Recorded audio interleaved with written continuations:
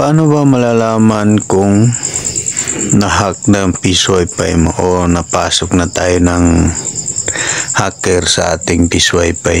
So, yan po guys ang video natin ay i-share ko ngayon. So, bagong lahat guys, welcome back sa aking channel. Samahan po niyo ako guys. Paano natin malalaman kung may hacker na sa ating mga Peace Wi-Fi? So, bago natin gawin yung guys, papasok muna tayo sa ating Peace Wi-Fi. So, ito po.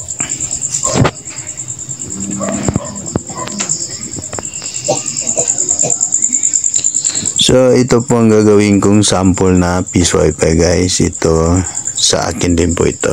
Itong 24/7 hotspot. Yan po siya.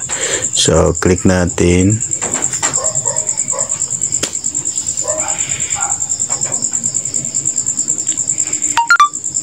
Yan po.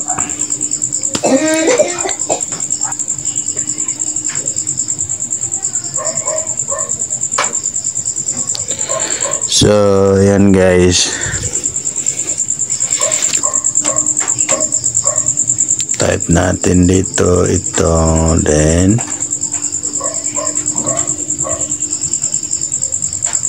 yan po.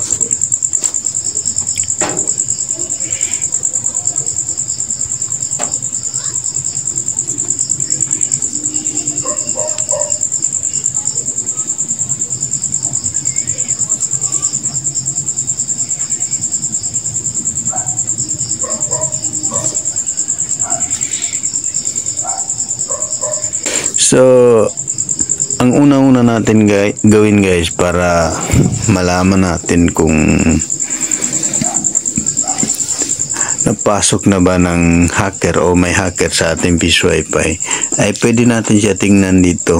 Halimbawa, kung hindi kayo nagbigay ng voucher doon sa mga customer nyo, kung hindi kayo nag-offer ng voucher, so pwede nyo tingnan dito sa voucher generator.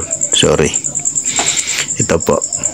So, click natin dito voucher generator, kasi makikita natin dito kung may gumawa ng voucher sa ating Peace Wi-Fi.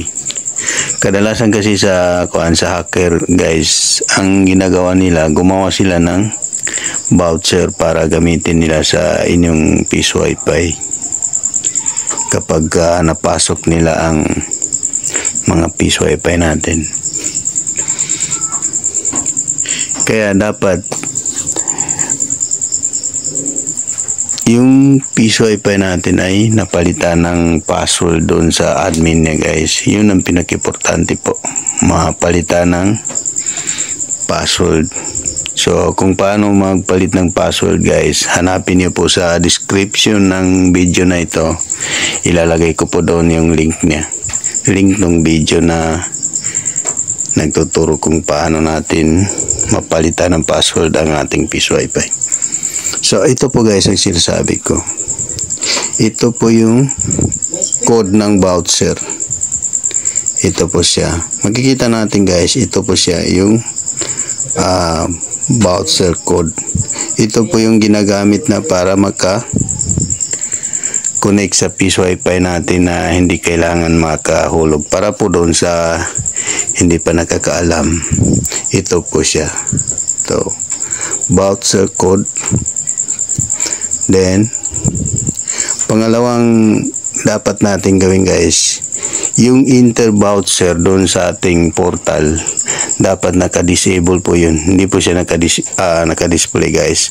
Para po sakali may mga voucher makuha sila sa mga online, meron sila, may magbibigay sa kanila ng voucher, yung mga hacker, hindi po nila magagamit kasi hindi po siya naka-on yung enter voucher natin. So, ganun din guys ang video po natin doon sa kung paano natin ma-disable yung enter voucher. Dito rin po hanapin sa ating description guys. Ilalagay ko po ang link doon.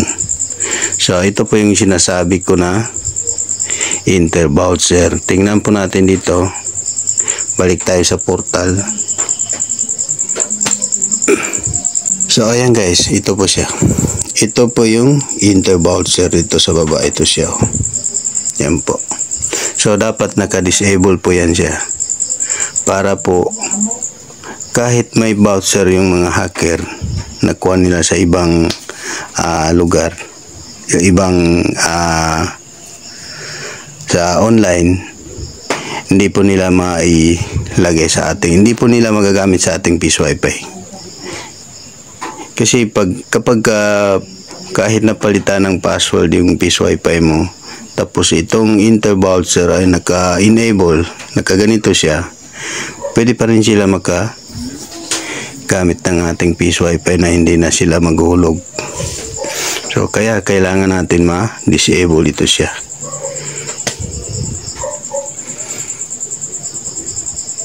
So balik tayo guys doon sa ating admin. Yan po. So ayan na guys. So ang iba pa natin pwedeng gawin kapag may nakita tayong hacker dito sa ating Wi-Fi, Peace Wi-Fi, paano natin malaman kung sino ang hacker? Dito natin makikita guys sa user, sa dito minsan nakikita yan sila dito guys, dito sa time to voucher log dito, pero dito sa akin wala, hindi po siya makita, wala pa dito.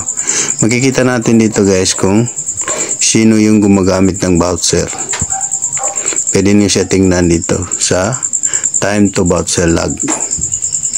Then kunin niyo po yung MAC address ng cellphone nila para po pwede niyo sila i-block para hindi na po sila pasok sa Peace Wi-Fi din po. Ito po yung itsura ng ating, dito po natin hanapin. Bibigay ko po muna sa inyo guys ang sample nung MAC address. Ito po siya. Tingnan natin dito sa user. So ito po siya guys. Ito po yung sinasabi ko na MAC address guys. Ito po siya. Kapag kinuha ninyo ito siya guys, MAC address, then i-block niyo siya. Hindi na po yan sila, kahit na maghulog sila sa Peace Wi-Fi niyo, hindi na po yan sila maka-connect sa inyong Peace Wi-Fi. Ito po. Sa pag-block ng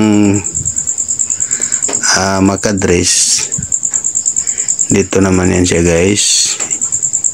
Pag nag-copy mo na yung MAC address nila, dito ka naman magpunta sa, sana ba yun? Dito. Ito siya guys, MAC control. Dito mo siya i-block yung cellphone nila para hindi na po sila makakonect sa iyo. So pag block yung guys, click mo ito, allow block, ito, then dito siya, ilagay mo dito yung MAC niya guys. Dito po, dito na po siya ilagay sa area na ito. I-paste nyo lang siya dito, then kapag nandiyan na po siya, i-click nyo lang itong block, i-block nyo po siya para hindi na po siya makapasok sa inyong Peace Wi-Fi. So pero ang pinaka-importante sa lahat guys ay yung mapalitan ng password ng Peace Wi-Fi niyo po, pati yung inter-voucher ay maka-disable po yun siya. Then isa pang gagamitin ng mga hacker guys, pero ito siya hindi ito siya masyadong ginagamit ng hacker kasi madali silang malalaman itong free time i-on nila ito guys, itong free time. So pagka naka-on ito siya guys, dito sa zero na ito, maglalagay ka lang diyan ng number, tapos i-save mo dito. Lalabas na doon sa portal ang free time. Pero ito siya guys, hindi siya masyadong gamit ng mga hacker kasi madali sila ma-detect, madali malalaman na may nakapasok na hacker. Kaya hindi sila masyadong kumbinsido gamitin ito. So ganito po siya guys. Pag napasok ka ng hacker, halimbawa maglagay sila dito ng 100, yan, then i-save natin. Titingnan natin doon sa yun, nakasave na siya guys. Balik tayo sa portal ngayon. Yan. So ayan na guys, di ba lumito? Kanina wala yung free time, get free time. Ngayon naglagay tayo ng number doon sa 0, sa yung nilagay natin 100. Ito na siya, lumabas na yung free time. So tingnan niyo guys, kinlik ko lang yun siya, nakakuha na ako ng 1 oras, 1 and 40 minutes. So ganun lang po siya guys. So balik tayo dun sa ating admin para po i-close natin yung free time. So ito guys, pinakita ko sa inyo, guide lang po ito siya guys, para at least mayroon kayong idea kung paano nyo tingnan yung mga Peace Wi-Fi nyo, kung napasok na ba kayo o hindi ng mga hacker. Then kung paano nyo ko sila matatanggal doon sa inyong Peace Wi-Fi. So balik tayo guys, tatanggalin ko muna yung free time na nilagay ko.